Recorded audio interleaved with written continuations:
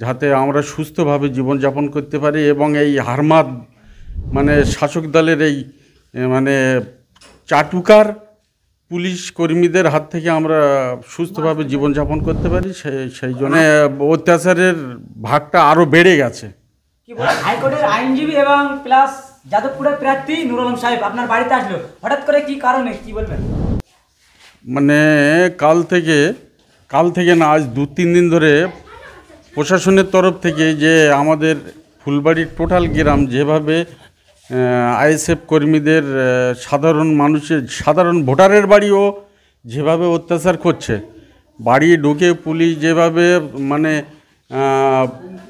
মানে বাড়ির ফ্যামিলিদের যে হারে অত্যাচার করছে, তাতে সাধারণ মানুষ মানে সামাজিকভাবে বেঁচে থাকার একটা খুব খারাপ জায়গায় চলে এসেছে।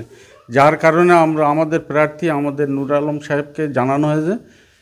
নুর আলম সাহেব এসছে, ভাই আসার পরে সেইভাবে আমাদের যাতে আমরা সুস্থভাবে জীবনযাপন করতে পারি এবং এই হারমাদ মানে শাসক দলের এই মানে চাটুকার পুলিশ কর্মীদের হাত থেকে আমরা সুস্থভাবে জীবনযাপন করতে পারি।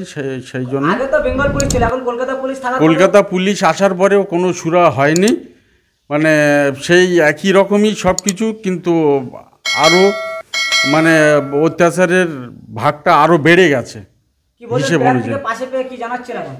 আমি প্রার্থীর কাছে এটুকু আবেদন যে সমস্ত আমাদের জাউলগাছি অঞ্চল কি আমাদের 1 নম্বর ব্লকে যতগুলো মানে যাদবপুর কেন্দ্রের মধ্যে 3টে অঞ্চল আছে, যে প্রাণগঞ্জ, জাউলগাছি এবং আমাদের নারায়ণপুর ভাঙড়া 1 নম্বর ব্লকের এই 3টে অঞ্চল বিশেষ করে সুস্থভাবে যেন সমস্ত ভোটাররা ভোট অধিকার যেন প্রয়োগ করতে পারে, সেই সুযোগটা যেন আমাদের প্রার্থী সাহেব এইটা করে দিতে পারে।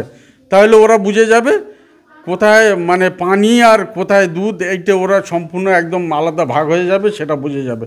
কেননা আমাদের ফুলবাড়ির 3টে বুথে 250 থেকে 2600 ভোটারের মধ্যে বিধানসভায় মাত্র ওরা 350 থেকে 400 ভোট পেয়েছে। ওদের মাথায় কাজ করে না, ওরা বেহুশ হয়ে মানুষের ওপরে অত্যাচার করছে, যাতে মানুষ ভয় খেয়ে যাতে ভোট কেন্দ্রে না পৌঁছাতে পারে। যার কারণে এত প্রেশার এবং এত মানে অত্যাচার শুরু করেছে। সেটা যদি আমাদের প্রার্থী সাহেব যদি সেই সুযোগটা করে দেয়, মানুষ মন খুলে ভোট দেবে।